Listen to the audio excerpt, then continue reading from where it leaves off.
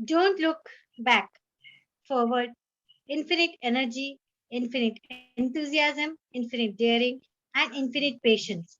Then alone can great deeds be accomplished. Hello, everyone. Welcome to the Facebook Live session of Pandemic Fighter 28. I, Farhana, Promotion Manager of Khwab Zindagi Ke, feels privileged to host today's talk with Mr. Sushil Rana, a government teacher, headmaster. Let us welcome Mr. Sushil Rana to express his journey during his suffering. आपका हार्दिक स्वागत है Sushil Rana sir ji. Over to you. Thank you. धन्यवाद.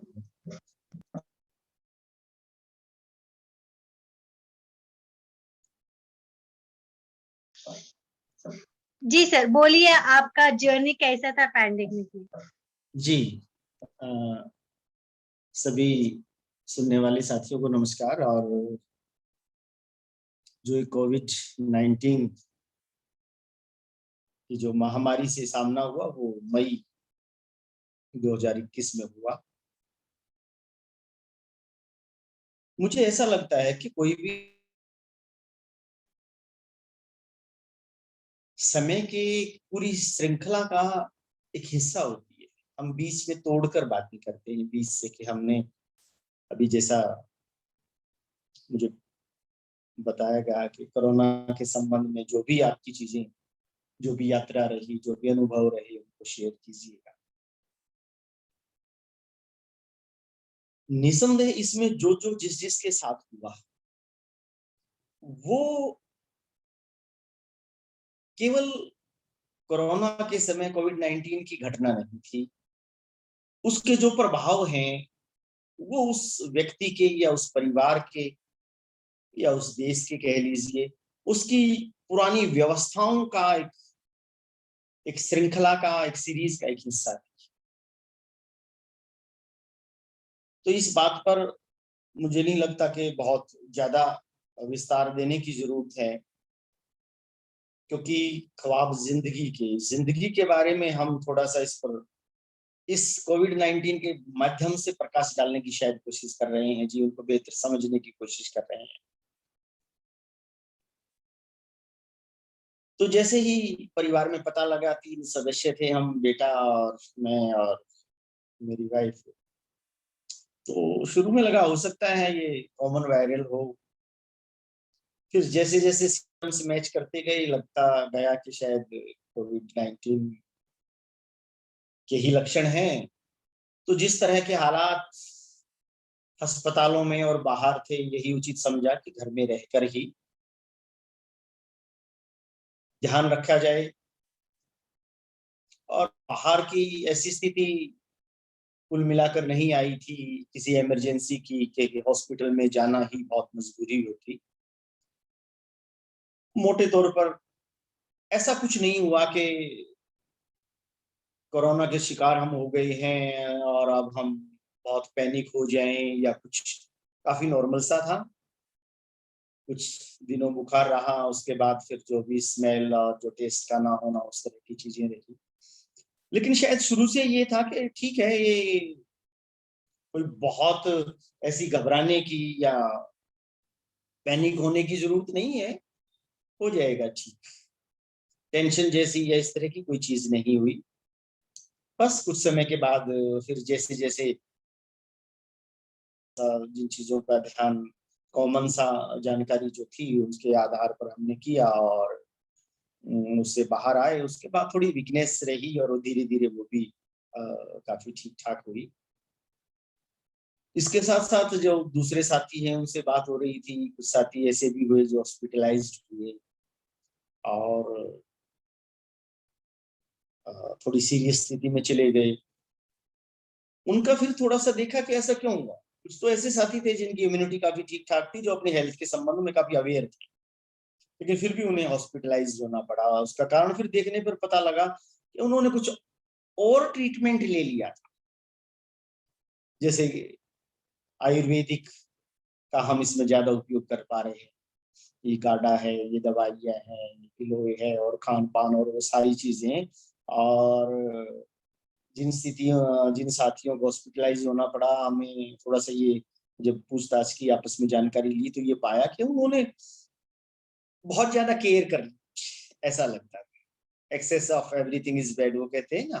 तो किसी भी बीमारी की अधिक ट्रीटमेंट ज्यादा लेना और ज्यादा मेडिसिन्स लेना, वो भी कई बार दिक्कत में डाल देता है। तो उन्होंने सोचा ये भी ले लूं, वो भी ले लूं, वो भी ले लूं, और कुल मिला के वो उन दवाइयों के कारण मुझे लगता है वो हॉस्पिटलाइज हुए।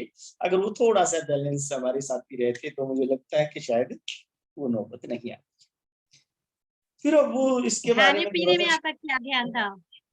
जी खान पान में क्या ध्यान था आपका? कुछ स्पेसिफिक रहा? हाँ, खान पान में मैम हमने थोड़ा सा प्रोटीन बेस्ड डाइट ज्यादा ली, और बस ये ध्यान रखा कि कोई चीज ओवर ना हो जाए। जैसे दूसरे साथियों का हम देख रहे थे कि वो गाढ़ा भी ले रहे हैं और फिर मेडिसिन्स भी ले रहे हैं और फिर डाइट भी इस तरह से हैवी ले रहे हैं। तो सारी चीजों का जो वो एक बड़ा सा जो कॉम्बिनेशन उन्होंने बना के रखा था, तो हमने खाने में कोई बहुत इस तरह का ध्यान नहीं रखा कि इतनी सारी चीजें। थोड़ा सा नॉर्मल प्रोटीन रिच डाइट, थोड़ा बैलेंस डाइट रखने का, हल्की डाइट रखने का, ये थोड़ा सा ध्यान रखा। बहुत ज्यादा उस तरह की चीजें हमने नहीं की कि ये भी और वो भी। बल्कि ऐसा हुआ कि कुछ आयुर्वेदिक भी कुछ मेडिसिन मंगवाई, तो लगा कि वो ओवर हो रही है, तो फिर वो हमें बंद कर। एक्चुअल में जैसा कि ये वायरस है, आप सब जानते हो, और उसकी कोई प्रॉपर मेडिसिन नहीं है। शरीर हो, हमें इसके लिए शरीर को सपोर्ट करना होता है। शरीर के लिए हम मेडिसिन की ही एक और प्रॉब्लम खड़ी कर दें तो शरीर के लिए बड़ी मुश्किल हो जाती है। वो जो आपने और मेडिकेटेड कर लिया है, उससे वो निजात पाए, उससे निपटे, या जो वायरस जो अटैक कर रहा है उससे वो छुटकारा पाए। तो मुझे लगता है शरीर बड़ी दुविधा में पड़ जाता है। और तो इसलिए हमने कोई बहुत हल्का फुल्का सा कोई ज्यादा वो ध्यान इस तरफ ओवर मेडिकेशन का या और केयरिंग का नहीं रखा। सिंपल बैलेंस डाइट इस तरह से हमने रखी। अब हम इस पर देखें, शायद वैक्सीन के हमारा बारे में आपकी क्या राय है? आपने वैक्सीन लिया, उसके बारे में कुछ कहना चाहोगे? में मुझे जो लगता है, शायद कुछ डॉक्टर्स कह रहे हैं कि हाँ इससे बचाव होता है, ये नहीं, मैंने कोई वैक्सीन नहीं लिया है, तो ये मैं आपसे बताऊं। मैंने बहुत कोशिश की, क्या किसी मेडिकल अथॉरिटी ने इस वैक्सीन को ऑथेंटिक सर्टिफाई किया है? ये एक सवाल था मेरे साथ। और जितनी मुझे जानकारी है, जितनी कोशिश मैंने की, मुझे लगा कि किसी भी मेडिकल अथॉरिटी ने इसको ऑथेंटिक नहीं किया। ये कहा गया कि हाँ ये 97-98% रिलीफ देती है। 98% तो हमारी वैसे ही रेट है, ये नहीं था तब भी रेट हमारी ठीक ठाक है। तो मुझे लगा कि अपने ढंग से ही शरीर को इम्यून किया जाए तो वो ज्यादा बेटर है, और मैंने वैक्सीनेशन और उसका ट्रस्ट नहीं दिखाया, और मुझे लगा कि नहीं, उसको अभी रहने देते हैं, और ऐसी स्थिति नहीं है कि हमें वो लेना पड़े। अपनी प्रिकॉशंस, सावधानियां जो थी हम रखें, और अपनी इम्यूनिटी ठीक ठाक। अब सवाल जवाब जिंदगी की, जैसा कि नाम से मुझे लग रहा है कि जिंदगी के बारे में फोकस है इस संस्था का, इस एनजीओ का, जो भी कहे। लेकिन ख्वाब जिंदगी के हम अच्छे देखते हैं, लेकिन जीते फिर भी हकीकत नहीं है। जिंदगी की हकीकत क्या है, उससे रूबरू अगर हम हो लें तो शायद ख्वाब कुछ हकीकत में बदल सकते हैं। आपकी मानसिक स्थिति कैसी थी इस दौरान? हाँ मैम, जैसा मैंने कहा कि बिल्कुल सामान्य थी। कुछ भी ऐसा नहीं था कि कुछ बहुत ऐसी स्थिति होगी। उससे पहले पहली वेव में हम देख चुके हैं कि जो रेट है कैजुअलिटी का, वो बहुत कम है, और 97-98% हमारे साथी रिकवर कर रहे हैं।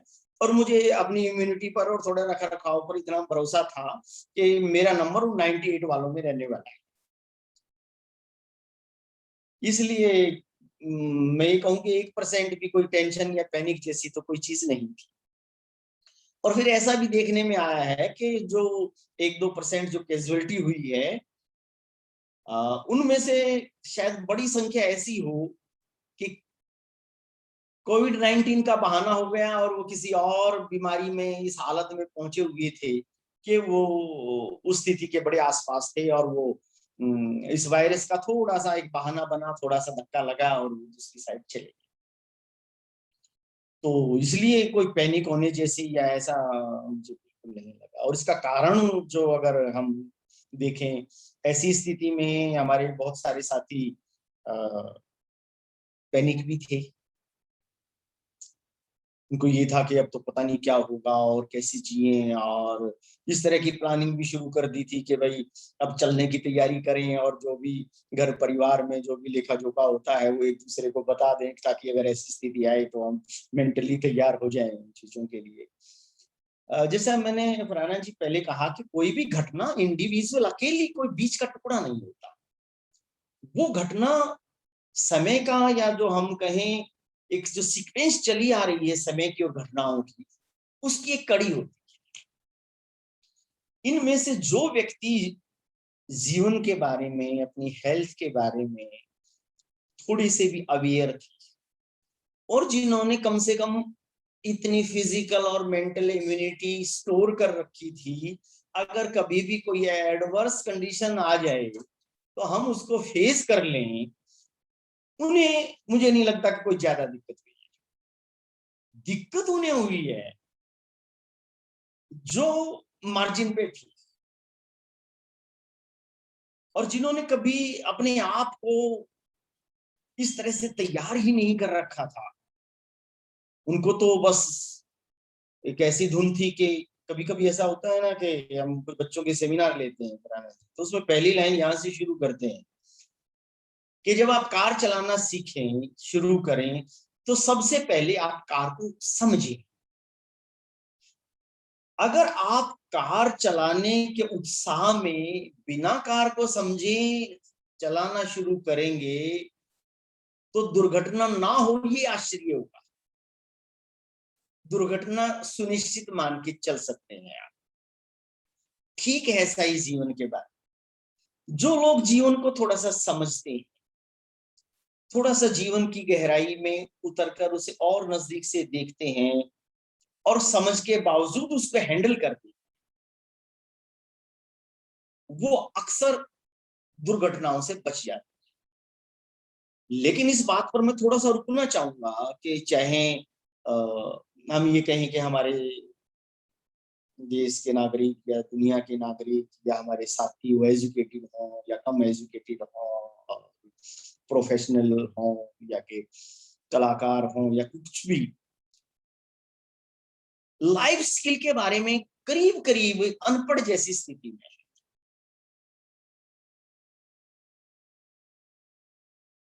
क्यों? क्योंकि लाइफ स्किल की बात हमारी एजुकेशन सिस्टम में ठीक तरह से कहीं आती ही नहीं। हो सकता है हम किसी सब्जेक्ट में ठीक ठाक से पारंगत हो जाएं, क्योंकि हमारे एजुकेशन सिस्टम में आप प्राइमरी से लेकर यूनिवर्सिटीज तक आप देखेंगे तो उसमें जो फोकस है किसी पर्टिकुलर सब्जेक्ट पर है। उस पर्टिकुलर सब्जेक्ट की आप जानकारी लेकर ठीक ठाक सी या काम चलाऊ जो भी आप कहें, जब आप यूनिवर्सिटी से बाहर आएंगे तो वो आपके पास होगी। इसके अलावा अगर हम लाइफ स्किल की बात करें, हम थॉट प्रोसेस की बात करें, हम मेंटल हेल्थ की बात करें, हम स्पिरिचुअल हेल्थ की बात करें, उसका कहीं स्थान नहीं है इस पूरे एजुकेशन सिस्टम। और जब जिंदगी से वो एजुकेटेड आदमी फेस करता है तो हम देख रहे हैं वो जिस तरह से मुंह की खाता है। एक हमें भ्रम था फरहाना जी के 20-30-40-50 साल हम पहले जाएं जब साक्षरता दर बहुत कम था, हमें एक भ्रम था कि अभी साक्षरता इतनी नहीं है, हम एजुकेटेड होंगे, हमारा जो ये पूरा सिस्टम है ज्यादा एफिशिएंट होगा, ज्यादा मॉरल होगा, ज्यादा बेहतर होगा। और ना केवल सिस्टम बेहतर होगा, जो इंसान होगा जिसको हम एजुकेटेड करने की कोशिश कर रहे हैं, वो भी फिजिकली, मेंटली, स्पिरिचुअली, सोशली ज्यादा स्ट्रांग होगा, ज्यादा हेल्दी होगा। ये हमने एक सपना पाल के हमने रखा था। लेकिन मैं आप सभी के साथ इस सवाल को क्यों ना साझा करूं, एजुकेशन के साथ साथ क्या लाइफ वैल्यूज, क्या मॉरल वैल्यूज, क्या आदमी की मेंटल और फिजिकल और स्पिरिचुअल हेल्थ क्या बेहतर स्थिति में आई है? ये हमें सोचने जैसी स्थिति। इस पूरे सिस्टम से, क्योंकि एजुकेशन से जुड़ा हुआ हूं, और यही तैयार करता है एक नागरिक को कि वो भविष्य में क्या करने वाला है। जब वो बाहर आता है, मैं किसी गुरुजन के कुछ वर्ड्स कोट करना चाहूंगा आपके साथ। उन्होंने एक फेस्टिवल में कहा था कि हम ये देखते हैं कि जब 5 साल का बच्चा इस एजुकेशन सिस्टम में आता है, वो ज्यादा ईमानदार, ज्यादा सच्चा, ज्यादा नेचुरल, ज्यादा सहज, ज्यादा ऑनेस्ट होता है। और जब 25-28 साल का युवा इस एजुकेशन सिस्टम से बाहर निकलता है, तो क्या मैं आपसे ये पूछूं, क्या उसकी ये उतना ही ऑनेस्ट, उतना ही नेचुरल, उतना ही सहज है, या कि एजुकेशन सिस्टम ने इसको थोड़ा सा और कनिंग, और चालाक, और बेईमान बना दिया है? ये सवाल बहुत बड़ा था। अब ये अचानक से नहीं है कि अस्पतालों में इस तरह की चीजें आ रही हैं कि वो पैसे के लिए अब मॉरल वैल्यूज से खिलवाड़ कर रहे हैं, या लोगों की हेल्थ से या लोगों की जान से खिलवाड़ कर रहे हैं। ये यूं ही नहीं। पीछे अगर हम बात करें तो नोटबंदी की जो स्थिति थी, तो बैंक वालों के पास कुछ इस तरह के मौके आ गए थे, उन्होंने शायद इनका दुरुपयोग किया। अब ये दूसरी जो पेंडेमिक महामारी आई, तो हेल्थ से रिलेटेड लोगों की शिकायतें और बातें आप मीडिया में और न्यूज़पेपर में आप देखते होंगे कि जिसको जहां मौका मिला उस तरह की उन्होंने एक बेईमानी और हिंसा कह सकते हैं हम उसे, किसी की जान के साथ किसी भी तरह की लापरवाही अगर हम करते हैं तो वो बड़ी हिंसा है। तो ये चीजें होने वाली, और हम गजब के आदमी हैं, हम सब कुछ सह लेंगे, इस बात पर विचार नहीं करेंगे कि ये जो हमारी ह्यूमन वैल्यूज को लगातार कोशिश के बाद भी हम इंप्रूव नहीं कर पा रहे हैं, और स्थिति ज्यादा विचारणीय और चिंतनशील हो रही है, तो कहीं ऐसा तो नहीं जो हम कर रहे हैं उसमें कुछ गड़बड़ हो? बेसिक चीजों पर हम नहीं सोचते। आज भी अगर पेरेंट्स से बात करें हम, तो उसके दिमाग में 2 ही सवाल हैं, परसेंटेज और पैकेज का, कि मेरा बच्चा जब पढ़ रहा है तो उसकी परसेंटेज अच्छी आए, और जब इसकी एजुकेशन पूरी हो तो इसका पैकेज अच्छा है। इस 2 के पी के बीच में उसकी सारी पर्सनैलिटी डेवलप हो रही है, और फिर हम उम्मीद करते हैं कि ये बच्चा जिसको परसेंटेज और पैकेज ने ही हिप्नोटाइज कर रखा है, जब ये डॉक्टर बनेगा तो बहुत डेडिकेटेड डॉक्टर बनेगा, जब ये बिजनेसमैन बनेगा तो बहुत ईमानदार बिजनेसमैन होगा, या ये पॉलिटिक्स में आएगा तो बहुत सच्चा और समर्पित सेवा का भाव ये करेगा। तो मुझे लगता है ये उम्मीद रखना और फिर हमारी कहीं नादानी है, क्योंकि उन चीजों के लिए हमने कभी काम किया ही नहीं जिनकी हम डिमांड करते हैं।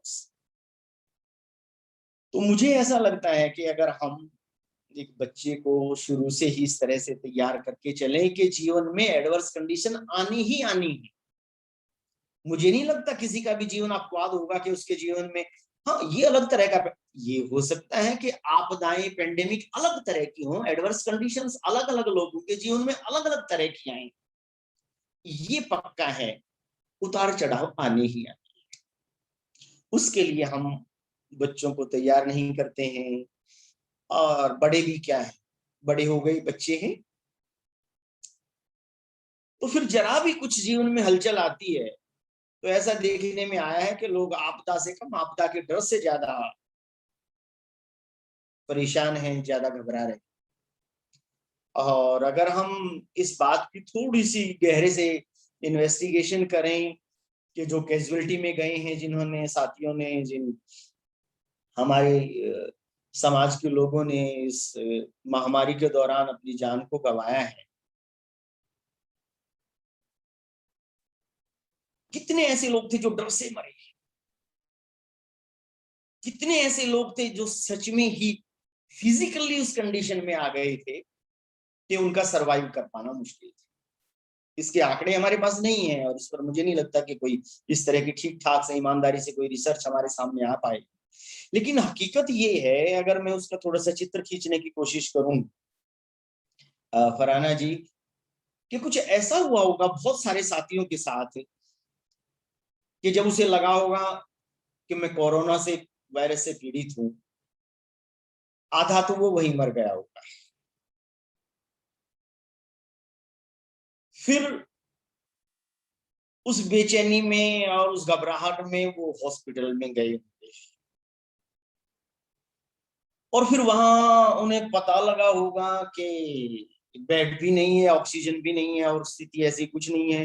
तो जो आधे में से आधा बचा था वो तब मुझे लगता है कि वो उसकी स्थिति वो हो गई होगी, उसकी उम्मीद की अब किडनी ही मर गई होगी। जी जी जी। तो मैं वो 25% जो बची उम्मीद, उसको लगा था कि शायद वहां चला जाऊंगा, उस हॉस्पिटल में मिल जाएगा और उस हॉस्पिटल में ऑक्सीजन मिल जाएगी, और उस भागा दौड़ी में और उस अव्यवस्था के आलम में हो सकता है उसकी वो 25% जो उम्मीद थी वो भी टूट गई हो और उसने कहीं ना कहीं मन में ठान लिया हो कि अब तो मरना ही पड़ेगा। और इस तरह का माहौल और इस तरह का डर से हो सकता है हमारे कुछ साथी जान गंवा बैठे, और वो इस कारण, जी जी मैम कुछ कहना चाह रहे हैं।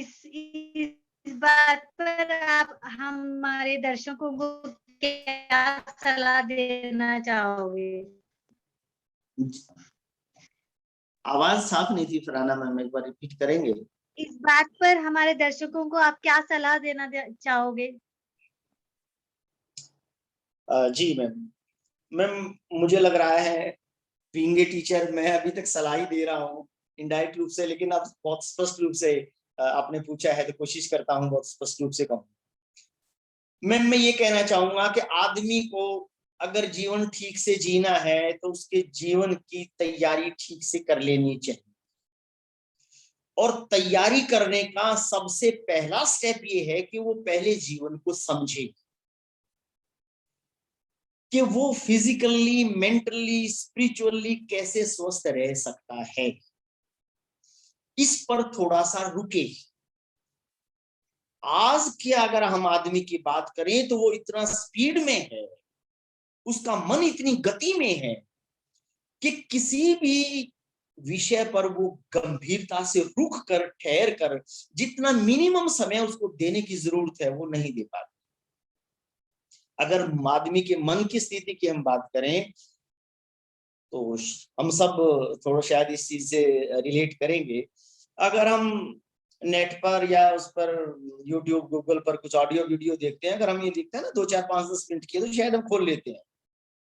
अगर हमें ये लगे ना कि ये तो 1 घंटे की, 2 घंटे की है, हम अवॉइड कर देते हैं। हम स्पीड में इतनी में, हो सकता है उस 1 घंटे की वीडियो में बहुत कीमती चीज हो जो हमारी लाइफ को बदल सकती हो, स्ट्रेंथ दे सकती हो, लेकिन हमारे पास इतनी फुर्सत नहीं। तो पहली अगर सलाह की बात आप करते हैं तो मैं यही निवेदन करूंगा साथियों से कि ड्राइव कर लेना जीवन की गाड़ी, भगा भी लेना, एंजॉय कर लेना उसका, लेकिन पहले एक बार थोड़ा इसे समझो, थोड़ा सा इतना समय इसमें लगाइए कि इसको ठीक से समझ सके। हम एक शब्द प्रयोग करते हैं, ऑल राउंड डेवलपमेंट, आपने भी जरूर सुना होगा, हिंदी में सर्वांगीण विकास शब्द की बात करते हैं। वो शिक्षा का उद्देश्य सिलेबस कराना नहीं है। हम सब इस बात को मानते हैं कि शिक्षा का जो हमारी एजुकेशन है उसका मुख्य उद्देश्य किसी भी बच्चे का ऑलराउंड डेवलपमेंट है, सर्वांगीण विकास है। केवल सिलेबस रटा देना और एग्जाम ले लेना और उसके ठीक ठाक से परसेंटेज दे देना, ये उद्देश्य नहीं है। हालांकि कर हम ऐसा ही रहे हैं, लेकिन मानने को हम ऐसा मानते हैं। मैं बहुत सारे लोगों से, अपने साथियों से, मित्र से, प्राइवेट स्कूलों के और गवर्नमेंट स्कूलों के टीचर्स से बात पर, विद्यार्थियों से बात करने पर मैं हैरान हुआ। मैं पूछा हूँ कि ऑल राउंड डेवलपमेंट, सर्व अंग किसी की पर्सनैलिटी के सर्व अंग यानी कि ऑल पार्ट्स कौन से हैं? हम कहते हैं ना, आपकी पर्सनैलिटी के सभी पार्ट्स, सभी कंपोनेंट की डेवलपमेंट करनी है, तो हम चलो यहां से शुरू करते हैं कि आपकी पर्सनैलिटी के सभी कंपोनेंट क्या है, किस चीज की डेवलपमेंट कीजिएगा।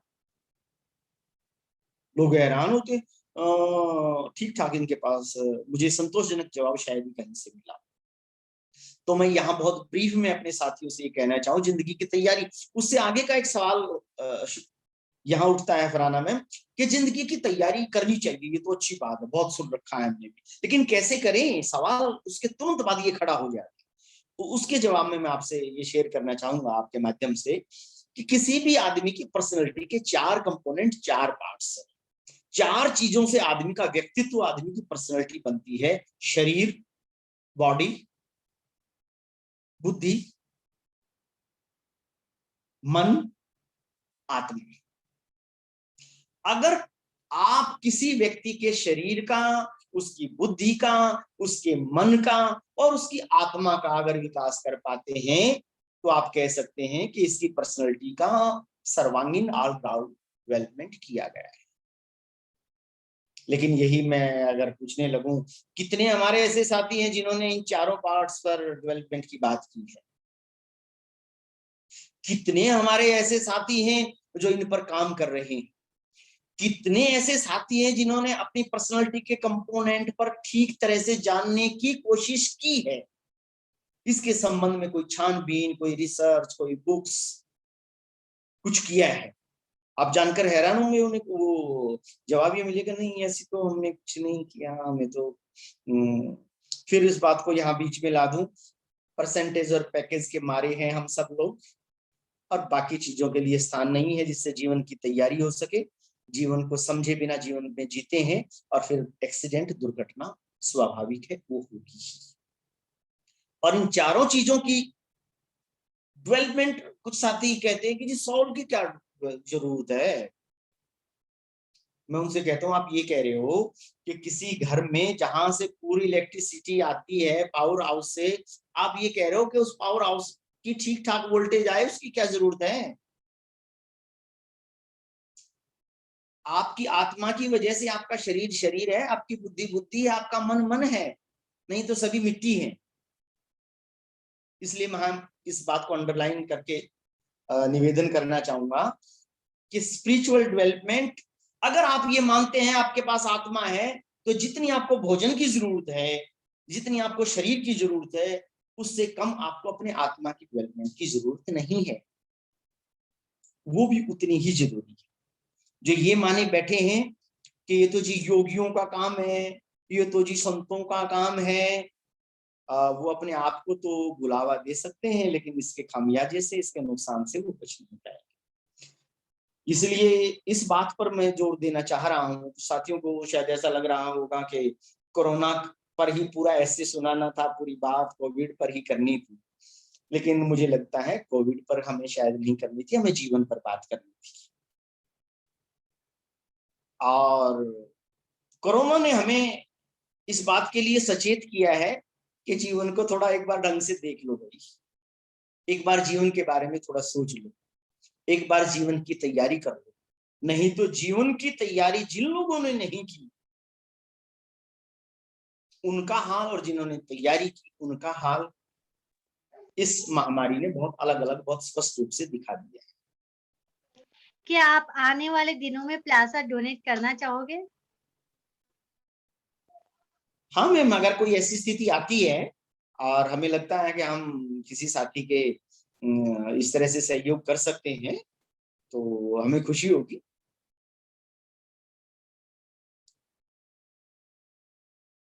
तो मैम मुझे लगता है कि आपदा तो आती रहेंगी, अगर इस मेरे सुनने वाले मित्र अगर इस बात को थोड़ा सा कहीं से भी पकड़ पाए कि जीवन की तैयारी के बिना जीवन जीना खतरे से खाली नहीं है। एडवर्स कंडीशंस, उतार चढ़ाव प्रत्येक आदमी के जीवन में आते ही हैं, और कोई भी घटना इंडिविजुअल नहीं होती, वो हमारी पूरी समय, पूरी श्रृंखला, पूरी जीवन का एक हिस्सा होती है। तो मुझे लगता है कि एक सलाह मैं ये देना चाहूंगा कि वो जीवन के लिए तैयार हों, चाहे वो फिजिकल मेंटली हो या इकोनॉमिकली भी। कुछ ऐसा भी देखने में आया है कि जिन साथियों ने इकोनॉमिकली अगर तैयारी नहीं की थी पहले से, उनको ये था कि शायद सब कुछ ऐसे ही चलता रहेगा, उन साथियों ने भी थोड़ी सी इस पेंडेमिक में ज्यादा दिक्कतें उठाई। तो और कुछ मैम इस बारे बहुत में? बढ़िया था सुशील राणा सर, जो आपने बहुत बढ़िया कहा। Body, mind, soul, heart, it जी वाज मैम। नाइसली पुट, जो मन को छू लिया।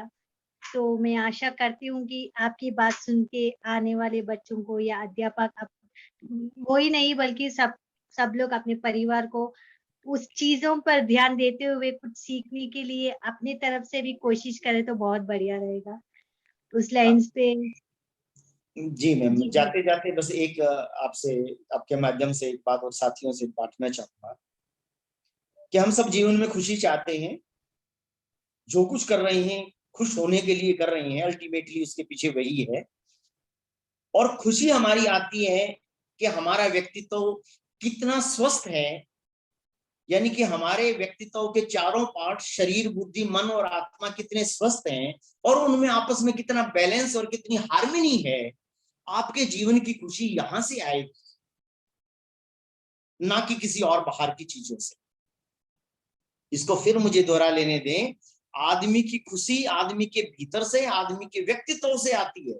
किसी व्यक्ति के व्यक्तित्व में जितनी हार्मनी होगी, वहीं से उसका जीवन आएगा और वहीं से उसका जीवन डिसाइड करेगा, भले ही खुशियां हो या आपदाएं हो या कोई पेंडेमिक। वाह, क्या खूब कहा आपने, बहुत बढ़िया। धन्यवाद मैम। आपका बहुत बहुत धन्यवाद। आपका समय निकाल कर आप हमारे साथ कुछ आपकी धन्यवाद। राय बताई, कुछ सलाह दी, जो बहुत बहुत अपने निजी जीवन में बहुत उपयोगी है। धन्यवाद। आशा करती हूँ कि जो भी हम लोग को सुन रहे हैं, उस आशा का दिया उनके जीवन में भी जलाया जाए। धन्यवाद, शत शत प्रणाम।